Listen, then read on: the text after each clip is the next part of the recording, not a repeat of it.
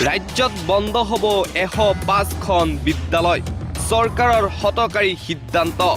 মেট্ৰিকত বেয়া ৰিজাল্ট পোৱাৰ অজুহাত মেট্ৰিকত বেয়া ৰিজাল্ট পোৱাৰ বাবে ৰাজ্যত বন্ধ কৰা হ'ব 105খনকৈ বিদ্যালয় 1 এপ্ৰিলৰ পৰা নহ'ব নামভৰ্তি ৰাজ্যৰ 105খন বিদ্যালয়ৰ স্বীকৃতি বাতিল SEBAই বাতিল কৰিলে 105খন বিদ্যালয়ৰ স্বীকৃতি জাননী অনুসৰি 31 মাৰ্চৰ পৰা কাৰ্যকৰী হ'ব SEBAৰ এই নিৰ্দেশনা নৱম শ্ৰেণীৰ পৰা নামভৰ্তি কৰিব নোৱাৰিব ৰাজ্যৰ 105খন বিদ্যালয়ে হাইস্কুল শিক্ষান্ত পৰীক্ষাত বেয়া প্ৰদৰ্শন কৰাৰ বাবেই SEBAই এই সিদ্ধান্ত গ্ৰহণ কৰে মেট্ৰিকত 0ৰ পৰা 10% ছাত্ৰ-ছাত্ৰী উত্তীৰ্ণ হৈছিল 294খন বিদ্যালয়ৰ নিম্ন প্ৰদৰ্শন কৰা বিদ্যালয়ৰ স্বীকৃতি বাতিল কিয় কৰা নহ'ব বুলি জাননী দিছিল অসম মাধ্যমিক শিক্ষা সংসদ চমুকৈ SEBAই ৰাজ্যৰ মুখ্যমন্ত্ৰী ডক্টৰ হিমন্ত বিশ্ব শৰ্মা আৰু শিক্ষামন্ত্ৰী ডক্টৰ ৰণোজ পেগুৰ নিৰ্দেশত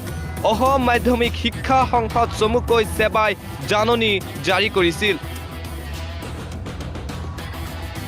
SEBAৰ জাননীৰ উত্তৰ দিয়া 187খন বিদ্যালয়ক অন্তিম সুযোগ দিয়ে SEBAই 2023ৰ হাইস্কুল শিক্ষান্ত পৰীক্ষাৰ ফলাফল উন্নত নহ'লে 107খন বিদ্যালয়ৰ ক্ষেত্ৰতো কঠোৰ হ'ব অসম মাধ্যমিক শিক্ষা সংসদ উল্লেখযোগ্য যে SEBAৰ কাৰণ দৰ্শোৱাৰ জাননী গুৰুত্ব নিদিয়া 105খন বিদ্যালয়ৰ স্বীকৃতি বাতিল কৰে SEBAই এফালে চৰকাৰৰ এই সিদ্ধান্তৰ বিৰুদ্ধে সচেতন মহলত ব্যাপক চৰ্চা ৰিজাল্ট বেয়া হোৱাৰ বাবে চৰকাৰী বিদ্যালয় বন্ধ কৰি দিয়াটো কেতিয়াও গ্ৰহণযোগ্য হ'ব নোৱাৰে বিদ্যালয় স্থাপন কৰাত একোজন লোকৰ পৰিশ্ৰম থাকে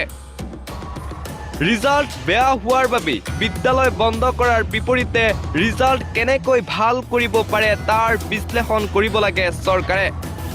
দিল্লীত যিদৰে শিক্ষা বিপ্লৱ হৈছে ঠিক সেই সময়তে অসমত 105খন বিদ্যালয় বন্ধ কৰি দিয়াটো কিমান গ্ৰহণযোগ্য হৈছে